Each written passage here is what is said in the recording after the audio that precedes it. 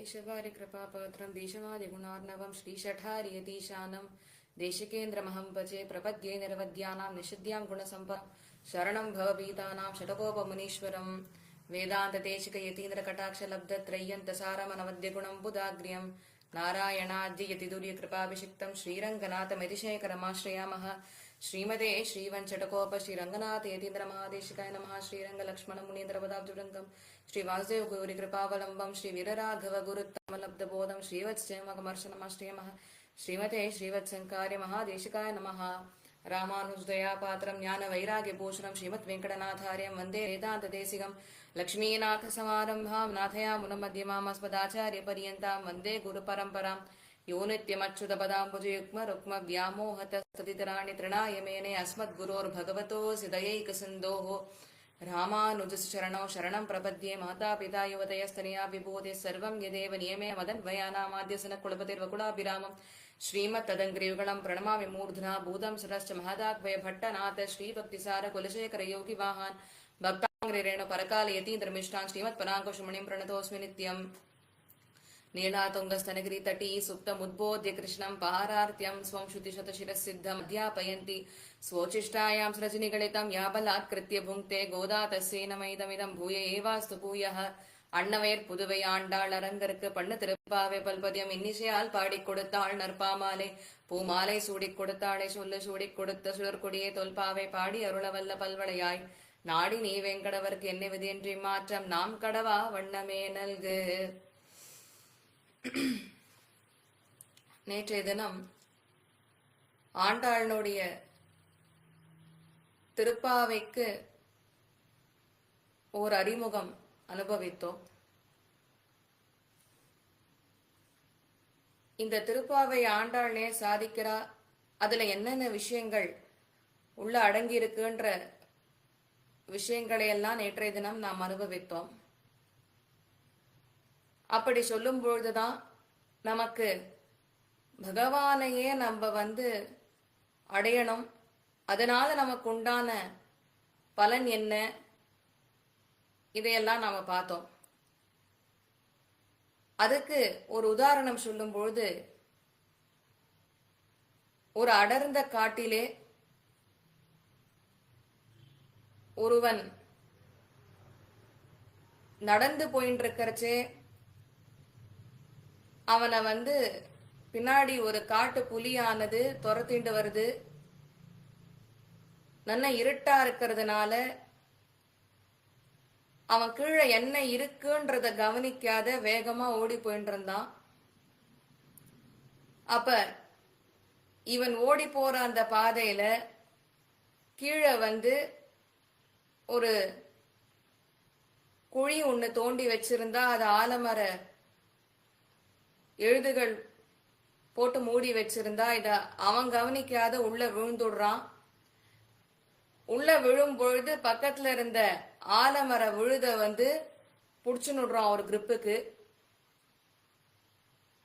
உள்ள அப்ப எட்டி பாக்கறச்சே நிறைய பாம்புகள் படம் எடுத்து நாடின்னு இருக்கு. இவன் கீழே விழுந்தா இவனை இரையாக்கிக்கிறதுக்கு. வெளியில வந்தா புலி காத்துட்டு இருக்கு, நீ எப்படியும் வெளில தானே வரப்போற, உன்னை கண்டிப்பா சாட்டுருவேன், அது வேடிக்கை பார்த்துட்டு இருக்கு. இதுக்கு நடுவுல இவன் எந்த குழியில தொங்கிட்டு இருக்கானோ அந்த குழிக்கு மேல ஒரு தேன் கூடு ஒண்ணு இருந்தது. அந்த தேன் கூட்டுல இருந்து திடீர்னு ஒரு தேன் சொட்டுறது. அந்த தேன் இவன் அவனுடைய நாக்குல சுவைக்கிறான். அப்ப அந்த தேன் என்னமா இருக்குன்னு ஒரு மணி நாள் ஒருத்தன் உபன்யாசம் பண்றான்.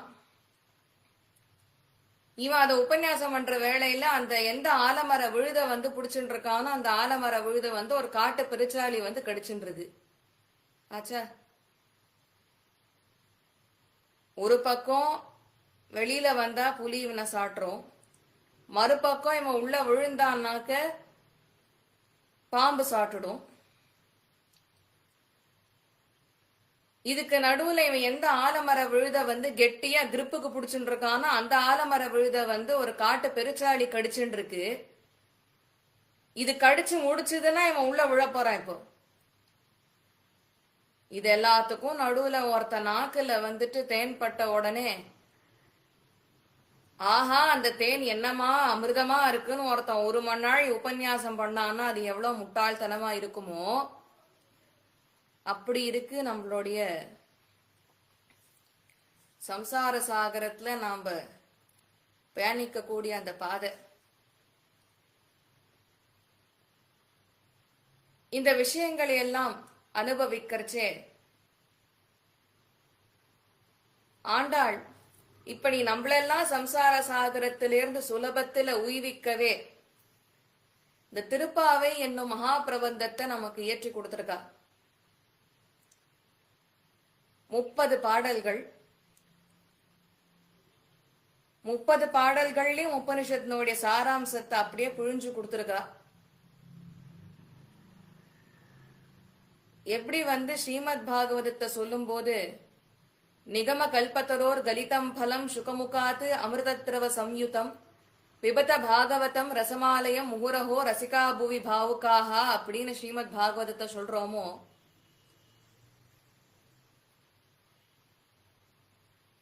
அந்த மாதிரி திருப்பாவை இருக்கு. கரந்த பாலில் நெய் இருப்பதை போலேன்னு ஆழ்வார் சாதிச்சார். அப்படின்னா என்ன அர்த்தம்? கரந்த பால்ல எப்படி இயற்கையாவே தித்திப்பு இருக்குமோ அதை போலன்னு அர்த்தம். அதுக்காக நாள்ல இந்த குழம்பு சாதத்துல நெய்க்கு பதிலா பாலை குத்தின்னு சாப்பிட முடியாது. அந்த பசுமாட்டினுடைய பாலினுடைய எசன்ஸ் அந்த மாதிரி இருக்கும், அதோட டேஸ்ட் அந்த மாதிரி இருக்கும். தித்திப்பு போட்டாதான் பசும்பால்ல ஸ்வீட்னஸ் இருக்கும்ன்றது இல்ல. இயற்கையான நல்ல நாட்டு பசுவா இருந்ததுனாக்க, இப்பெல்லாம் அப்கோர்ஸ் நிறைய இன்ஜெக்ஷன்லாம் போட்டுதான் பால் எடுக்கிறான். இந்த கோசாலையில இருக்கிற மாடுகள்லாம் அந்த பால் எல்லாம் நீங்க சாப்பிட்டீங்கன்னாக்க அந்த பால்ல இயற்கையாவே தித்திப்பு இருக்கும். அந்த மாதிரி இருக்கு திருப்பாவை. இப்படிப்பட்ட திருப்பாவைய ஆண்டாள் எந்த மாதத்துல பாடுறா அப்படின்னு கேட்டாக்க மார்கழி மாதத்துல பாடுறா. அதுக்கு நம்ம நேத்திக்கே பார்த்தோம் ஏன் ஆண்டாள் மார்கழி மாதத்தை தேர்ந்தெடுத்தான்றதுக்கு ஒரு விஷயம் நேத்திக்கே பார்த்தோம். அது கண்ணன் தன்னுடைய பகவத்கீதையில சாதிக்கும் பொழுது மாசானாம் மார்க சீருஷோகம் அப்படின்னு எம்பெருமான் சாதிக்கிறார். இது ஒரு காரணம். மற்றொரு காரணம் என்னன்றத முதல்ல பாசுரத்தை பார்த்துட்டு மேற்படி பார்க்கலாம்.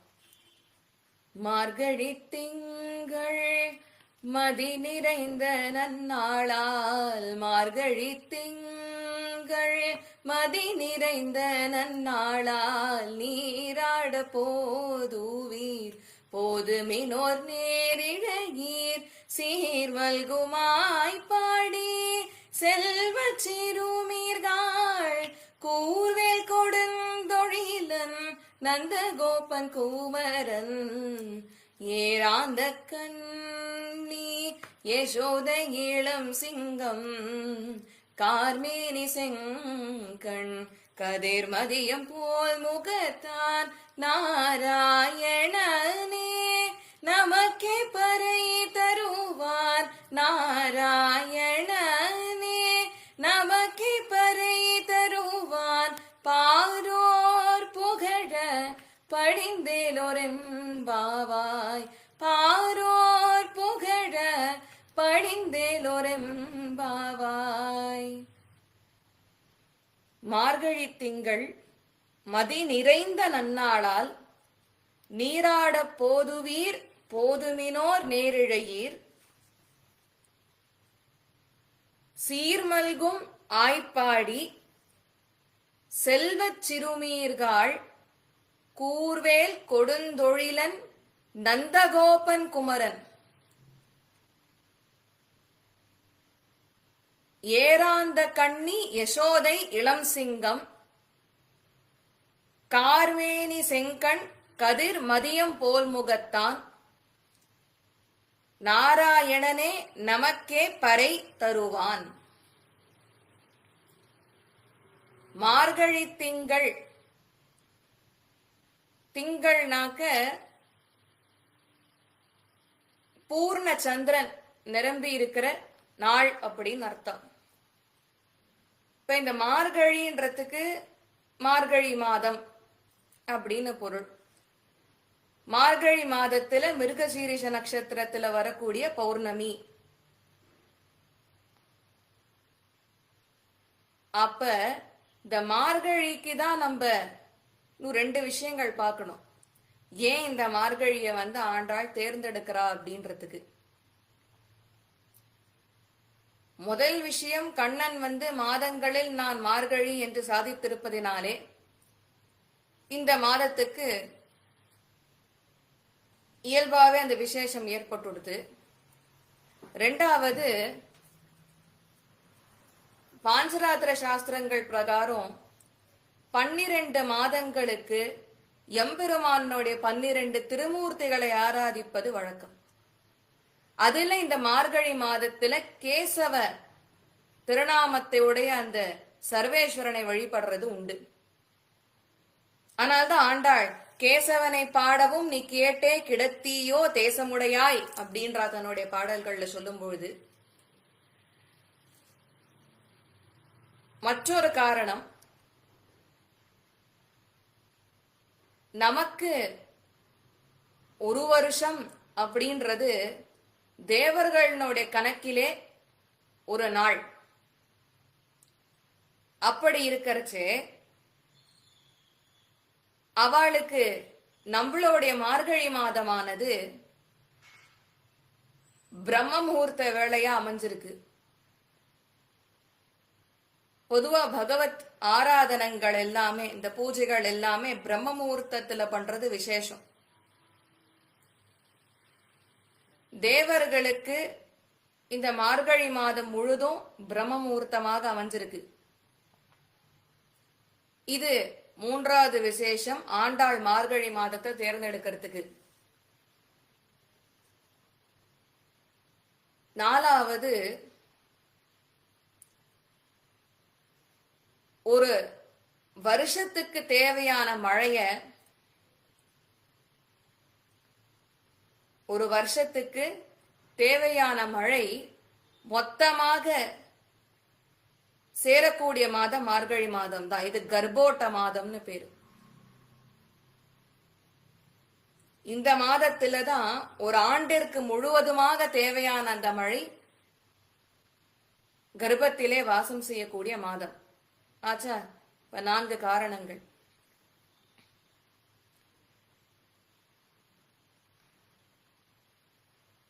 இப்ப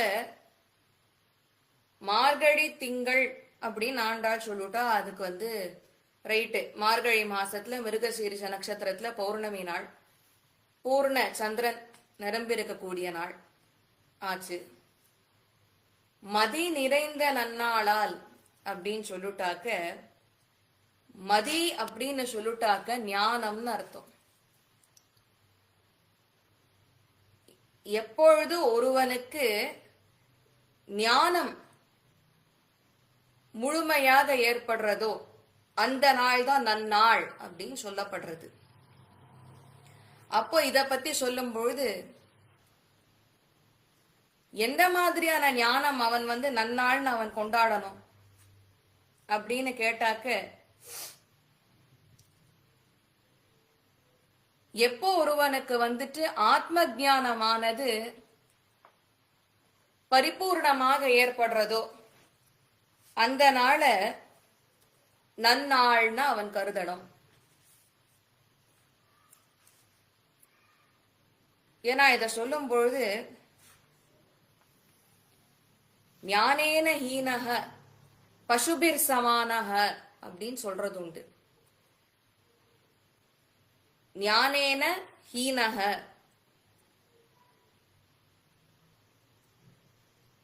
ஞானேன ஹீனஹன்னு சொல்லிட்டாக்க ஞானம் இல்லாதவன்.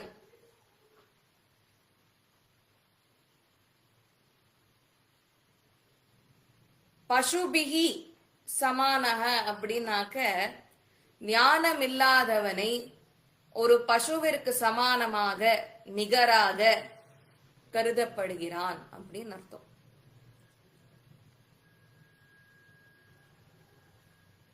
இதுக்கு நிறைய நீதி ஸ்லோகங்கள்லாம் இருக்கு. உதாரணம் எடுக்கிறச்சே இந்த நீதி ஸ்லோகம் நீங்க கேள்விப்பட்டிருப்பேன். வித்யா நாம நரஸ்ய ரூபமதிகம் பிரச்சன்ன குப்தம் தனம் வித்யா போககரி யசஹ சுககரி வித்யா குருணாம் குருஹு வித்யா பந்துஜனோ விதேசகமனே வித்யா பராதேவதா வித்யா ராஜசு பூஜ்யதே நது தனம் வித்யா விஹீனः பசு. வித்யா நாம நரஸ்ய ரூபமதிகம் பிரச்சன்ன குப்தம் தனம். ஒருவனுக்கு வித்யை அந்த ஞானம்ன்றது இருக்கு, அதுதான் அவனுக்கு உண்மையான சொத்து. அதுதான் அவனுக்கு, அந்த ஞானம் தான் அவனுக்கு தேவையான பேர் புகழ் தேஜஸ் எல்லாவற்றையும் சேர்த்து கொடுத்து அவன் இருக்கும் நாட்டிலே மட்டுமின்றி மத்த ஊர்கள்லாம் கூட அவனை திரும்பி பாப்பா. எதனாலனா அவன் ஞானத்தினால. உலகம் முழுக்க அவனை கொண்டாடுவா. அப்படிப்பட்ட அந்த வித்யைத்தான், அந்த ஞானத்தை தான் யாரெல்லாம் பூஜிக்கிறா அப்படின்னு கேட்டாக்க பெரிய பெரிய ராஜாக்கள்லாம் பூஜை பண்றா. அப்படிப்பட்ட ராஜாக்களே ஞானத்தை தான் பூஜிக்கிறா அப்படின்னு சொல்லும்போது வித்யை தான் பூஜிக்கிறா.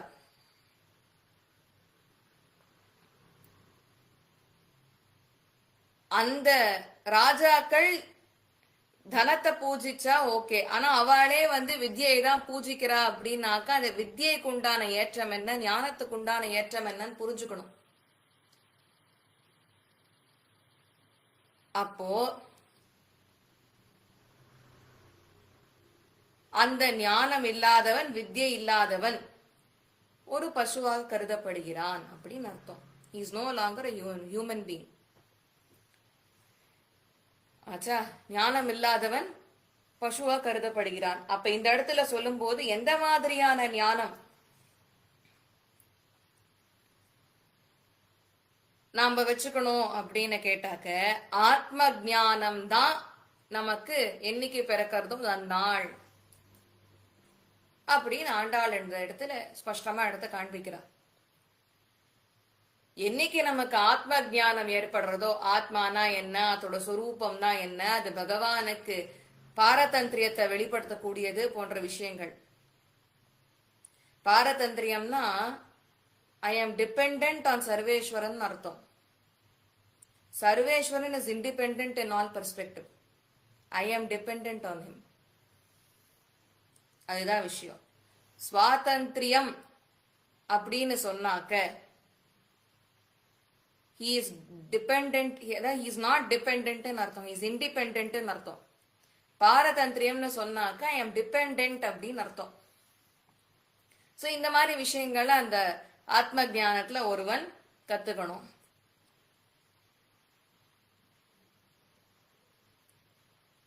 ஆச்சா, இப்ப இதெல்லாம் ஒருத்தன் தெரிஞ்சுக்கணும். இதுக்கு மூன்றாம் திருவந்தாதியில பேயாழ்வார் சாதிக்கும் பொழுது, சென்ற நாள் செல்லா நாள் செங்கண்மால் எங்கள் மால்னர்.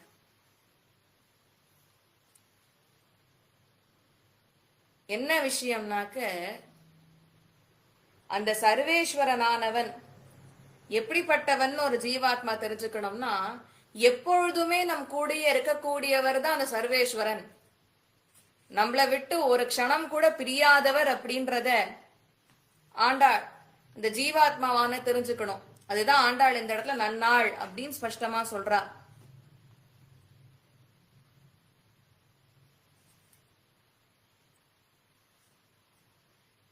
மோர் ஓவர் இந்த பாசுரத்துல மேற்படி சொல்லும் பொழுது, யசோதை இளம் சிங்கம் அப்படின்னு ஒரு பதம் இடுறா. இந்த யசோதை இளம் சிங்கம் அப்படின்ற பதத்தை பார்க்கறச்சே இளம் சிங்கம்னு குறிப்பிடுறா, இளம் கண்ணன்னு குறிப்பிடல. இளம் சிங்கம்னு குறிப்பிடுற ஆண்டாள். பெரியாழ்வார் இருக்காரே, அவர் நிருசிம்ம பக்தர். ஆண்டாள் இன்டைரக்டா யார குறிப்பிடுறான்றது இளம் சிங்கம் பதத்திலேயே அவ காமிச்சிட்டா. நிருசிம்மனை மனசுல வச்சுட்டுதான் ஆண்டாள் இந்த கண்ணன் பத்தி பாடிட்டு இருக்கா. திருப்பாவ 30 ஸ்டார்டிங்லேயே பாருங்க இளம் சிங்கம்னு சொல்லிட்டா. முன்னொரு காலத்து நிருசிம்ம அவதாரம் எடுத்தவன் தானே இந்த எம்பெருமான். அவர் தானே இன்று கண்ணனாக அவதரிச்சிருக்கா யசோதை இளம் சிங்கம். கார்மேனி செங்கண் கதிர்மதியம் போல் முகத்தான். கார்மேனினாக்க நன்னா கண்ணங்கரேல்னு ஒரு திருமேனி.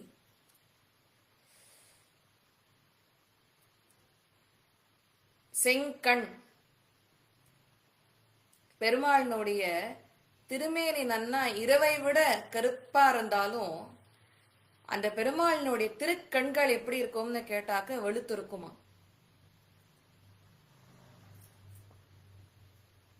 அதை சொல்லும் பொழுது அனுபவிக்கிறச்சே பெருமாள் தாயாரனுடைய திருமேனிய பார்த்து பார்த்து பெருமாளினுடைய கண்கள் வெளுத்தனவோ, இல்ல அவர் ஆசிரித்த வாத்சல்யத்தினால அவர் திருக்கண்கள் வெளுத்தனவோ அப்படின்னு கேக்குற மாதிரி இருக்கும். நீங்க தாயாரோட திருமேனி பார்த்தா திருமேனி வெளுப்பா இருக்கும். ஆனா தாயாருடைய திருக்கண்கள் கருப்பா இருக்கும். அப்படியே ஆப்போசிட்டா இருக்கும்.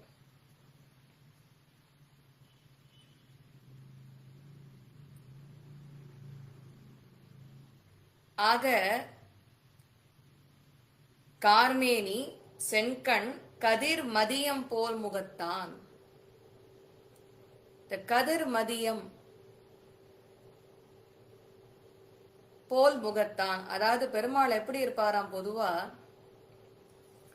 கதிர்மதியம் போல் முகத்தான் அப்படின்னு சொல்லும் பொழுது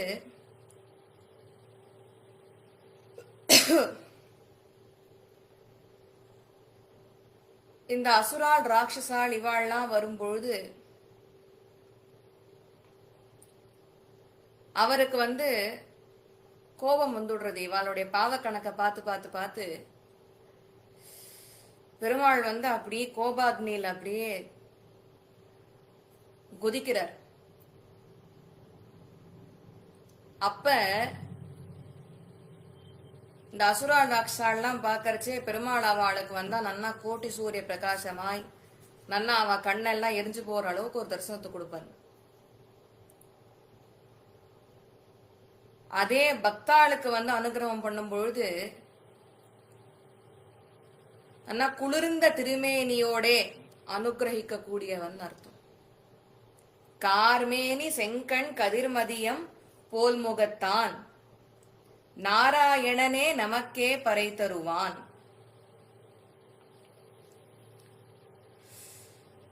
நாராயணனே நமக்கே பறை தருவான். இந்த பறை அப்படின்றது என்னன்றது ஆண்டாள் கடைசி பாசுரம். சிற்றஞ்சிறுகாலே வந்துன்னை சேவித்தோன் பொற்றாமரடியே போற்றும் பொருள் கேளாய் அப்படின்னு 29வது பாசுரத்துல ஆண்டாள் பறையினா அங்கதான் என்னன்னு சொல்ல போறாங்க. அதனால அதை அங்க அனுபவிப்போம். அது வரைக்கும் காத்திருந்துதான் ஆகணும். பறை தருவான் பாரோர் புகழ படிந்தேலோ ரெம்பாவாய். பாரோர் புகழன்னு ஆண்டாள் சொல்றாளே,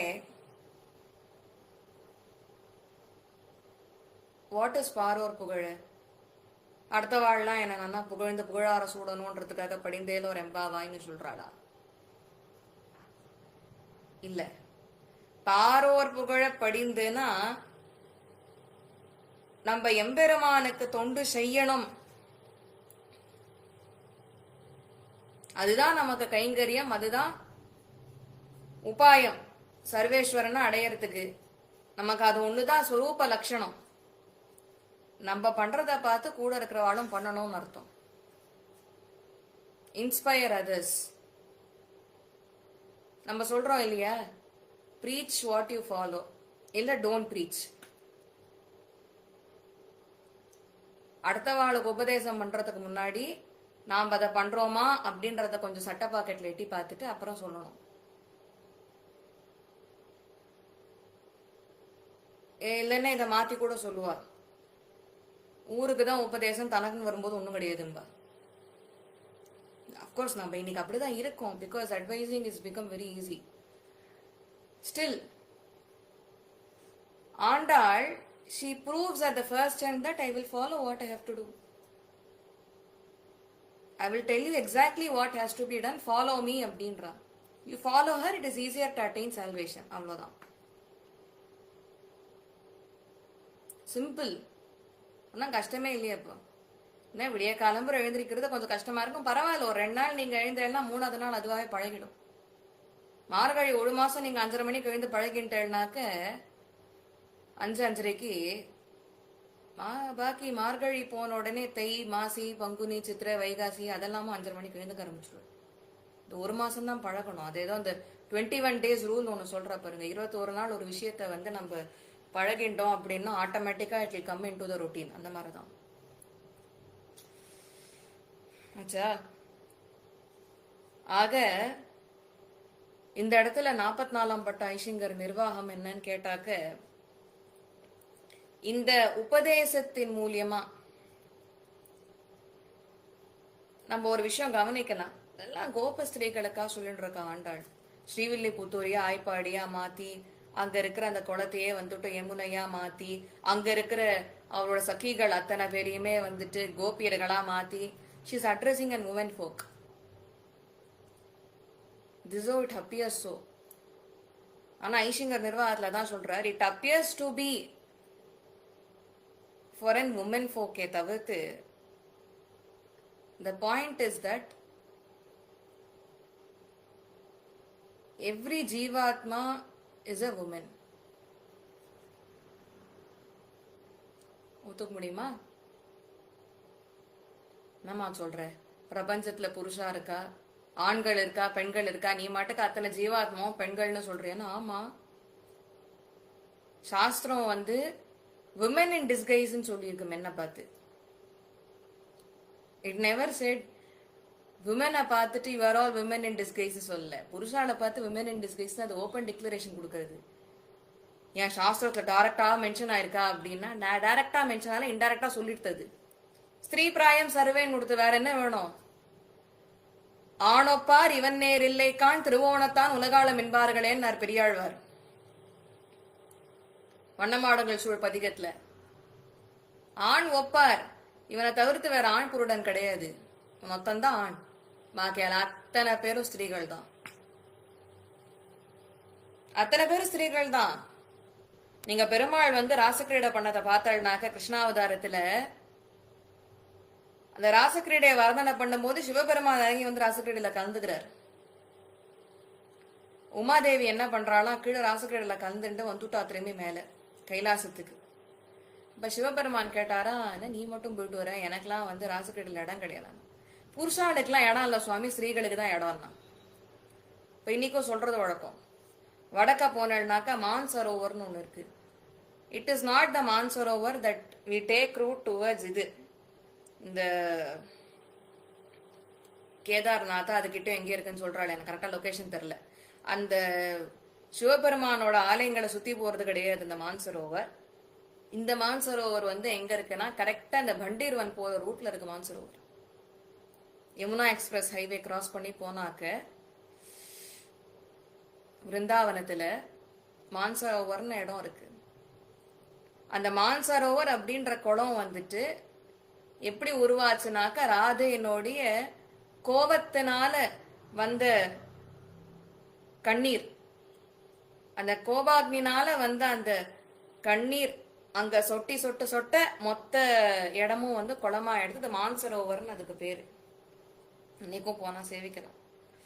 அழகா அந்த மான்சரோவருக்கு எதிரிலேயே வந்துட்டு ஒரு ராதாராணியினுடைய சின்ன கோயில் ஒண்ணு அவ வச்சுட்டு இருக்கா. அந்த மான்சரோவர்ல போய் சிவபெருமான் ஸ்நானம் பண்ணி தன்னை ஒரு ஸ்திரீயா மாத்திட்டு தான் ராசக்கிரீடைக்கு போனாராம். அங்க இருந்த பியூட்டியை பாருங்க. ஜென்ரலா பெருமாள் என்ன பண்ணுவாரா, ராசக்கிரீடை கூப்பிடும் போது அசெண்டிங் ஆர்டர்ல தான் அவர் போவாராம் ஒரு கோபஸ்திரீக்கும். அன்னைக்கு சிவபெருமான் வந்திருக்கார் அப்படின்றத தான் தெரிஞ்சுண்டு அன்னைக்குன்னு பார்த்து கடைசியா இருந்த சிவபெருமான் கிட்ட என்ன ராசகிரீடை ஆரம்பிச்சாராம். நீங்க நிதிவனிக்கு இன்னைக்கும் போனாக்க you have to consider yourself as a woman whether you are man or not. அந்த எம்பெருமான் ஒருவன் தான் ஆண், பாக்கி அத்தனை பேரும் பெண். ஆக 44ஆம் பட்ட ஐஷங்கர் நிர்வாகம் பண்றச்சு இந்த இடத்துல இதை சொல்லிட்டு அவர் சொல்றார், everybody has to ultimately attain அந்த சர்வேஸ்வரன் தான், வேற ஆப்ஷன் இல்ல, whether you accept it or not. நீங்க பரண்யாசம் இந்த சரணாகதின்னு சொல்ற அந்த கான்செப்ட் நீங்க கரெக்டா புரிஞ்சுட்டேன்னாக்க சரணாகதி அனுஷ்டிக்கிறதுன்றது ரொம்ப முக்கியம் நம்ம சம்பிரதாயத்துல. அது தப்பா புரிஞ்சுக்க கூடாது அந்த சரணாகதியை. ஃபர்ஸ்ட் விஷயம் அது. அதுல ரெண்டு விஷயம் is very important for a person while performing சரணாகதி. ஒன்னு ஆக்கிஞ்சன்யத்துவம், மற்றொன்று அனன்யகதித்துவம். சர்வேஸ்வரன் இடத்துல என்னோட இயலாமைய முதல்ல நான் வெளிப்படுத்தணும். I am incapable of performing bhakti yoga R கர்ம யோகா, ஞான யோகா, தியான யோகா, வாட் எவர் யோகங்கள் is there. I am incapable, I am not capable அப்படின்றத டெலிவர் பண்ணணும். ஆமா, அதுக்கெல்லாம் எனக்கு தெம்பு இருந்தா நான் ஏன் சரணாகதி பண்றேன்? கரெக்டா? எனக்கு பக்தி யோகத்தை அனுஷ்டிக்கிறதுக்கு தெம்பு இருந்ததுன்னா ஐ நீட் நாட் பெர்ஃபார்ம் சரணாகதி அட் ஆல். ஒரு ஆச்சாரியன்ட்ட போயிட்டு எனக்கு சரணாகதி பண்றதுக்கு நான் அவர்கிட்ட விண்ணப்பிக்கவே வேண்டாம், அவர் ஆசிரியக்கவே வேண்டாம். I could have performed bhakti yoga or karma yoga and taken my path towards moksha in that manner. ஆனா பரண்யாசம் சரணாகதி, பரண்யாசம் சொல்லும்போது பர சமர்ப்பணமும் இருக்கு, பல சமர்ப்பணமும் இருக்கு, ரெண்டும் இருக்கு. நம்ம என்ன நினைச்சுட்டோம், கேவலம் பர சமர்ப்பணம் நினைச்சுட்டு இருக்கோம். பல சமர்ப்பணமும் இருக்கு.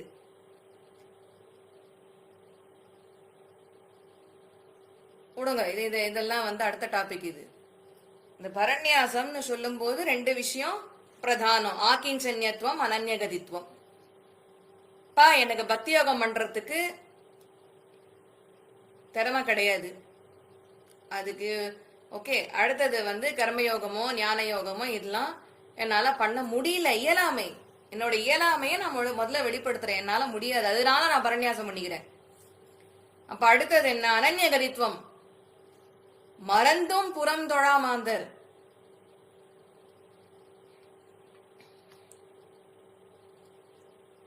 அவனல்லால் தெய்வம் இல்லை, கச்சின மேய்த்து என்றே கழுதனை படுமினீரே அப்படின்னு திருமண தொண்டடிபுடி ஆழ்வார் சாதிக்கிறார். அவனல்லால் தெய்வம் இல்லை, அவனை விட்டா வேற தெய்வம் கிடையாது எனக்கு. நீ ஒருவனே தெய்வம், உன்னை விட்டுட்டு நான் வேற யார்ட்டையும் போறதுக்கு என்னால முடியாது, உன்னை விட்டா வேற கதி எனக்கு கிடையாது. அதுதான் அனன்ய கதித்துவம். இது ரெண்டும் இல்லாத there is no use of performing சரணாகதி. இது ரெண்டுமே it is very important for சரணாகதி அனுஷ்டானம். ரெண்டும் இல்லாத சும்மா மேம்போக்கா ஏதோ பிக்னிக் போயிட்டு வர மாதிரி போயிட்டு வந்தாக்க அது யூஸ் இல்லை.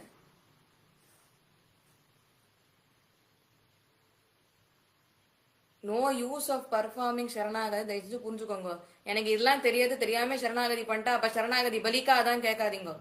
சரணாகதிக்கு பவர் உண்டு, தானா பலிக்கும். ஆனா சரணாகதிய பத்தின சரிவர புரிதல் வேணும். அதுதான் ரொம்ப முக்கியம். எத்தனையோ பேர் யூடியூப்ல எல்லாம் பேஸ்புக்ல எல்லாம் போட்டு இருக்கா.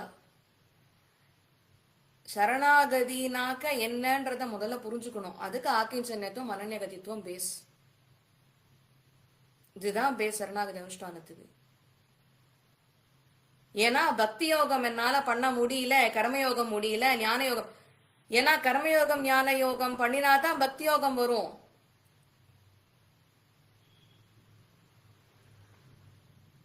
அதுதான் கீதையினுடைய சாராம்சத்தை சுவாமி வேதாந்தேசிகன் தன்னுடைய கீதார்த்த சங்கிரகத்துல சாதிக்கும் பொழுது அவர் சொல்றார், கர்மமும் ஞானமும் கொண்டு எழும் காதலுக்கு ஒரு இலக்கு என்று அருமறை உச்சியுள் ஆதரித்து ஓதும் அரும்பிரமம் திருமகளோடு வரும் திருமால் என்று தான் உரைத்தான் தர்ம முகந்த தனஞ்சயனுக்கு அவன் சாரதியன்னர்.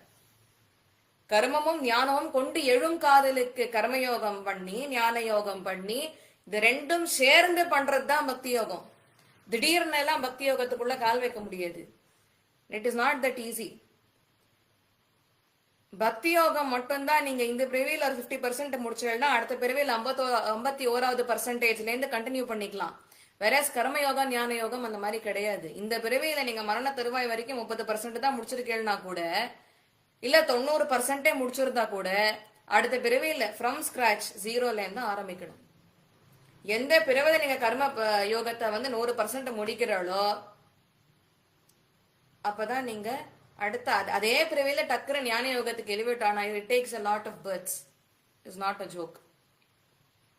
So கர்மயோகம் பண்ணி ஞான யோகம் பண்ணி கர்மமும் ஞானமும் இல்லையா, இது ரெண்டும் சேர்ந்து அதனால எழக்கூடிய காதல் என்னது? பக்தி.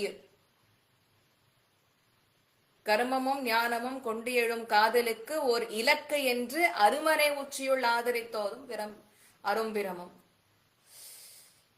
So what is the purpose of bhakti yogam or sharanagadiன்னு கேட்டாக்க attaining the சர்வேஸ்வரன் தான் பர்பஸ், வேற பர்பஸ் கிடையாது.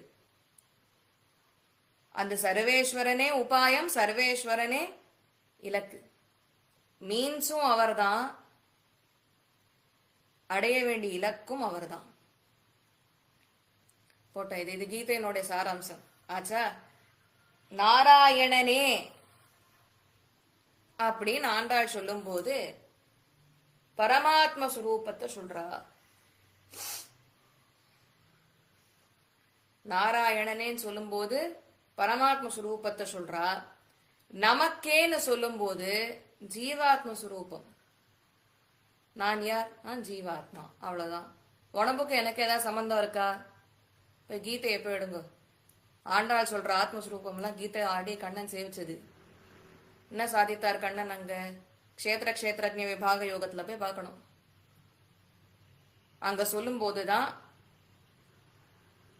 இந்த ஜீவாத்மா அப்படின்றவன் கஷேத்திரஜ்ஞனா இருக்கான். கஷேத்திரஜ்ஞன்னா இஸ் a டூரிஸ்ட். கஷேத்திரம்ன்றது பிளேஸ். அப்ப ஜீவாத்மாவுக்கும் உடம்புக்கும் என்ன சம்பந்தம்? அவன் டூரிஸ்ட், அவன் தங்குற இடம் உடம்பு, அவ்வளவுதானே. நம்ம எங்க இந்த ஸ்ரீரங்கத்துக்கு போறோம் அப்படின்னாக்க ஸ்ரீரங்கம் இஸ் a பிளேஸ், அவ்வளவுதான்.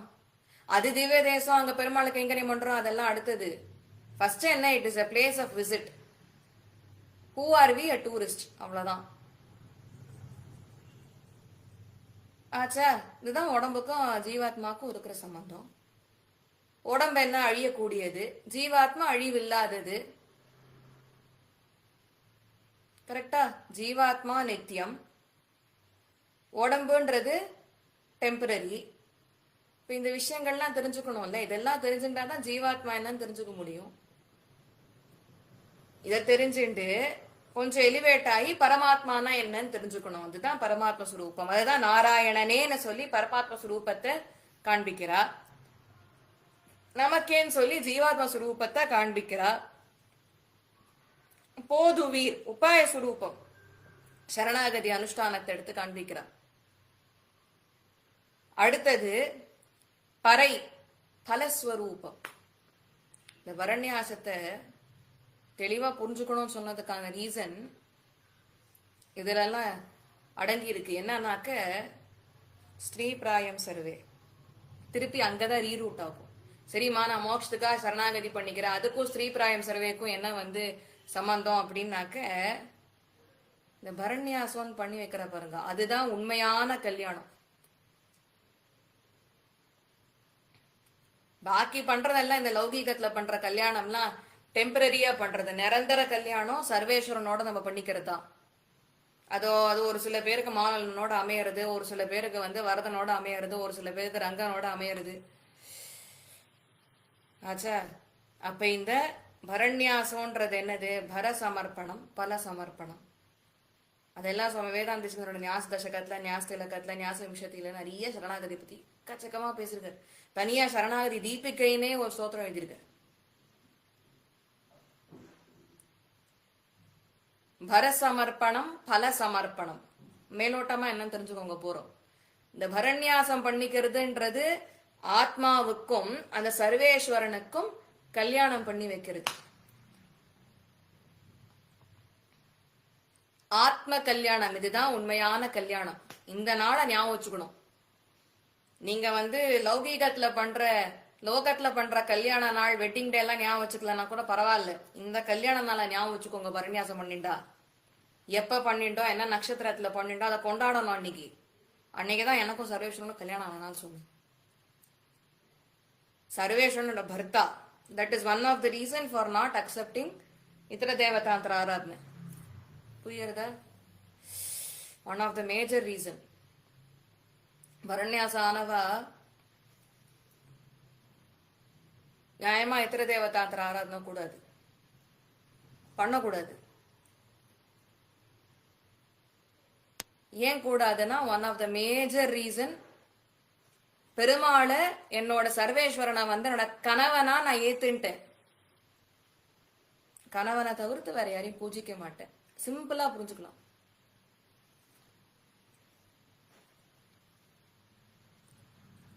Of course, there are various reasons for not doing it. Still, இது one of the reason. நான் இதுதான் முக்கிய, இது மட்டும்தான் காரணம்னு சொல்லல. இப்போ one of the reason.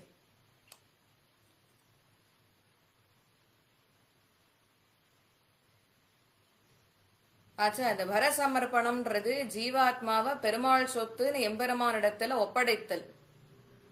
பல சமர்ப்பணம் அப்படின்றது நம்ம பண்ற கர்மங்களையும் சேர்த்து அந்த எம்பெருமானிடத்துல ஒப்படைத்தல். இங்கதான் ஒரு முக்கியமான விஷயம் கவனிக்கணும்.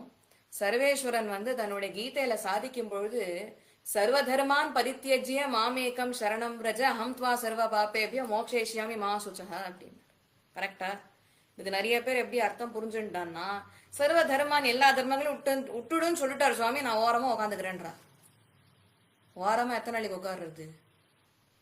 இந்த ஏதோ ஒரு படத்துல சொல்லுவானே, சும்மா இருக்கிறது எவ்வளவு கஷ்டம்ன்றத சும்மா இருந்து ஒரு நாளாவது இருந்து பாரு, அப்பதான் உனக்கு தெரியும். அந்த மாதிரிதான் சும்மா இருக்கிறது ரொம்ப கஷ்டம், நடக்கவே நடக்காத காரியம் அது. சோ பெருமாள் மீன் பண்ணது, நீங்க எந்த கடமைய பண்றளோ அந்த கர்மத்தினுடைய பலன்கள், புண்ணியம் பாவம், இது ரெண்டுத்தையும், இந்த மெரிட்ஸ் அண்ட் டிமெரிட்ஸ் ரெண்டுத்தையும் சர்வேஸ்வரன் இடத்துல ஒப்படைத்தல் அர்த்தம். It doesn't mean sitting simply at home. Render your duties, but give away the benefits to Sarveshwaran. He really knows what to award you based on your own performance. கவலையே படாதீங்க, he will reward you the best. நம்ம இன்னைக்கு ஒரு கம்பெனியில வேலை பண்ணோம்னா, நம்ம எவ்வளோக்கு எவ்வளோ நல்லா வேலை பண்றோமோ அவ்வளோக்கு எவ்வளோ பேசி சம்பளத்தை குறைச்சு கொடுப்பானே தவிர்த்து அதிகமா ஒன்றும் போட்டு கொடுத்துட போடில்லை. முக்கால்வாசி இன்க்ரிமெண்டே கொடுக்காம இருக்கிறதுக்கு என்னெல்லாம் வேலை பண்ணலாம் அப்படின்றதான் யோசிச்சுப்பான். ஆனா பெருமாள் அப்படி கிடையாது. நீங்க என்ன வேலை பண்றோ உங்க பர்ஃபார்மன்ஸ்க்கு ஏத்த மாதிரி கரெக்டான பலத்தை உங்களுக்கு கொடுப்பாரு. he will give you the benefit for sure. அந்த சரணாகதி பண்ணினா அந்த பிரபத்திக்கு உண்டான ஆரங்கங்கள்லாம் இருக்கு. மகா விஸ்வாசம், கார்பண்யத்துவம், கோப்திருத்துவ வர்ணனம், அதெல்லாம் இருக்கு. That is different part. அது எப்படியும் இனி வரக்கூடிய பாசுரங்கள்ல ஆண்டாள் எடுத்து காண்பிப்பா சரணாகதித்துவம். ஆச்சா, இப்ப மார்கழி திங்கள்ல சொல்லும்போது இதெல்லாம் அடங்கி இருக்கு. போது உயிர்னு சொல்லி உபாய சுரூபத்தை, சரணாகதி அனுஷ்டானத்தை சொல்லி, பறைன்னு சொல்லி, பலஸ்வரூபத்தை சொல்லி, நமக்கேன்னு சொல்லும்போது விரோதி சுரூபம், அர்த்த பஞ்சகம் ஒரே பாசுரத்தை அடக்கிட்ட ஆண்டாள். விரோதி சுரூபமான கர்மங்கள் எடுத்து உரைக்கிறா. இதுதான் முதல் பாசுரம். அர்த்த பஞ்சகத்தை பத்தி பேசக்கூடிய முதல் பாசுரம் இது. முதல் 5 பாசுரங்கள்ல இத ஆண்டாள் இந்த அர்த்த பஞ்சகத்தை எனிவேஸ் அவ இன்னும் ஃபுல் ஃபிளெட்ஜ்ல காட்ட போறா. ஸ்டில் இதுதான் ஃபர்ஸ்ட் பாசுரம். ஆண்டாள் ஸ்போக்கன் அபவுட் அர்த்த பஞ்சகம். இப்ப ஐசிங்கர் நிர்வாகம் என்னன்னாக்க, அவர் சொல்ற திருப்பாவை தான் கீதையினுடைய சாரம்ன்றார். எப்படிரா அப்படின்னாக்க ஐசிங்கர் சொல்ற, சாய்கரிச்சா சொல்றார் என்னன்னாக்க, எவனொருவன் தேவகி மைந்தனாக பிறந்து யசோதைக்கு மைந்தனாக வளர்ந்தானோ ஓரிரவிலே, ஒருத்தி மகனாய் பிறந்து ஓரிரவில் ஒருத்தி மகனாய் ஒளித்து வளர அப்படின்ற பாசுரம் பின்னாடி ஆண்டாள் பாடுறா இல்லையா? அந்த பாசுரத்தை சொல்லும்போது என்ன சொல்றா? ஒருத்தி மகனாய் பிறந்து ஓரிரவில் ஒருத்தி மகனாய் ஒளித்து வளர. அந்த சர்வேஸ்வரன் ஒரு ராத்திரி முதல்ல தேவகிக்கு மைந்தனாக ஜெயில வந்து அவதரிக்கிறார். பின்பு அதே ராத்திரி யசோதைக்கு மைந்தனாக இங்க விருந்தாவனத்துல வளர்ற ராய்ப்பாடியில. அப்படிப்பட்ட அந்த சர்வேஸ்வரன் யாருன்னு கேட்டாக்க அவர் தான் பரமபுருஷன், பரமாத்மா. அப்ப இந்த பரத்வம் இருக்கே இந்த சர்வேஸ்வரனுடையது, முதல்ல பெருமாள் அதை யாருக்கு ஆக்சபிளா கொடுத்தாரு கிருஷ்ணாவதாரத்துல அப்படின்னாக்க நந்தகோபாலனுக்கு யசோதைக்கு தான் ஈஸிலி ஆக்சபிளா கொடுத்துட்டார். அப்ப யசோதை கோபிகைகள்லாம் அவரோட விபவாவதாரத்துல நன்னா அந்த எம்பெருமான வந்து அனுபவிக்க முடிஞ்சது அவளால. சோ அந்த பரத்வத்தை ஈஸியா பண்ணி கொடுத்துட்டார். யாரெல்லாம் வந்துட்டு விபவாவதாரத்துல அப்ப கண்ணனை சேவிக்க முடியலன்னு வருத்தப்பட்டாலும் அவள்லாம் இப்ப அர்ச்சாமூர்த்தியாக அந்த எம்பெருமான் விபவாவதாரத்துல எப்படி இருந்தானோ அப்படி நீங்க சேவிக்கிறா இல்லையா? அப்ப அந்த எம்பெருமானிடத்துல சரணாகதி பண்ணுங்கோ, அவன் நிச்சயம் மோட்ச சாம்ராஜ்யத்தை நீங்க ஆசைப்படுறீங்களே அதை கண்டிப்பா அனுகிரகிப்பன்.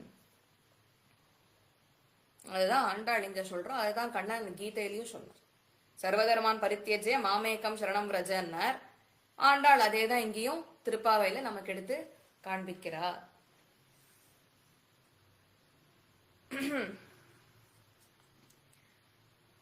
அதனால இது ஒண்ணு. இது தவிர்த்து ஆண்டவனுடைய நிர்வாகம் ஒண்ணு இருக்கு.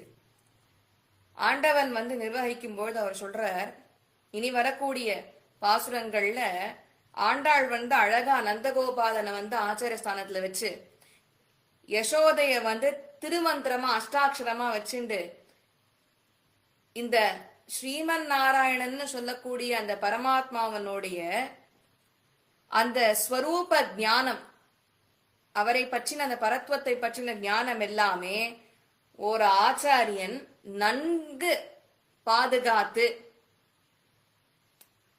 திருமந்திரம் அஷ்டாட்சரம்னு சொல்லக்கூடிய வெளிச்சத்தின் மூலியமாக சத்சிஷ்யனுக்கு அனுகிரகிப்பார் அப்படின்ற விஷயத்த திருக்குடந்தை ஆண்டவன் நிர்வாகம். மேற்படி நாளைய தினம் வையத்து வாழ்வீர்கள் பாசுரத்துக்கு உண்டான அர்த்தத்தை நாம அனுபவிப்போம். கவிதார்க்க சிம்ஹாய கல்யாண குணசாலினி ஸ்ரீமதே வெங்கடேஷாய வேதாந்த குருவே நமः.